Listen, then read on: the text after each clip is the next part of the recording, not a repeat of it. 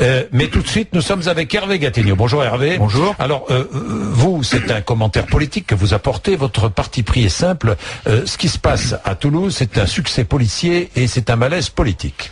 Oui, alors, donc en effet, il faut commencer par le commencement. C'est effectivement un grand soulagement de voir que la police est capable en France de réagir finalement avec une telle rapidité face à ce qu'il convient d'appeler, je crois qu'on peut le dire dès maintenant, un acte terroriste. On trouvera toujours, bien sûr, que 8 jours c'est trop long et que peut-être il y aurait pu avoir moins de victimes. C'est un débat qu'il faudra avoir. Pour l'instant, c'est surtout un constat qui est rassurant. Depuis 2 jours, vous savez, on a beaucoup parlé de ce précédent américain, là, de ces snipers qui avaient tué pendant 3 semaines à Washington. Bon, heureusement, la police française est allée plus vite. Ça, c'est le succès. Et puis, il y a le débat politique qui, lui, est parfois allé un peu trop vite. Et ça, c'est ce que j'appelle le malaise. Et ce matin, vous visez particulièrement François Bayrou.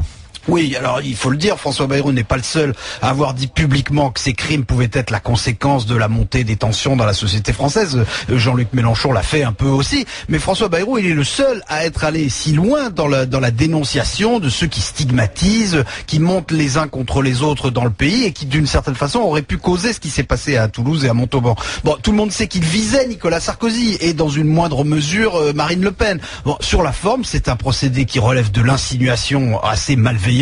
Sur le fond, c'est une manœuvre politicienne qui est assez dégradante et qui va, je pense, se retourner contre son auteur.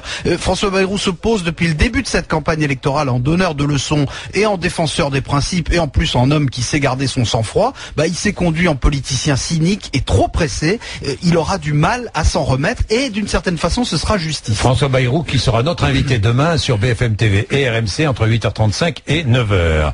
Est-ce que la campagne peut être bouleversée, même si c'est pas notre préoccupation première ce matin, mais enfin bon. Non, mais il y aura quand même une élection. Je voudrais quand même rappeler l'hypocrisie qui règne depuis le début. Vous l'avez rappelé hier, Hervé, qui règne depuis le début autour de tout cela. Hein. Absolument. L'hypocrisie, c'est que on nous disait Nicolas Sarkozy, François Hollande, on arrête, on n'est plus du tout en campagne et tout. Totalement faux. Bien Ils sûr. ont tous continué la campagne ne s'est d'une pas manière arrêtée. ou d'une autre. Évidemment que la campagne ne s'est jamais arrêtée. Elle ne s'est pas arrêtée et d'une certaine façon, c'est normal parce que l'élection aura bien sûr lieu. que c'est normal. Alors c'est évidemment le type de circonstances qui favorise le pouvoir en place, parce qu'il y a toujours un réflexe de cohésion nationale face au terrorisme, et qu'en la circonstance, Nicolas Sarkozy s'est montré déterminé, et qu'en plus il est servi par l'efficacité de la police, je n'y reviens pas.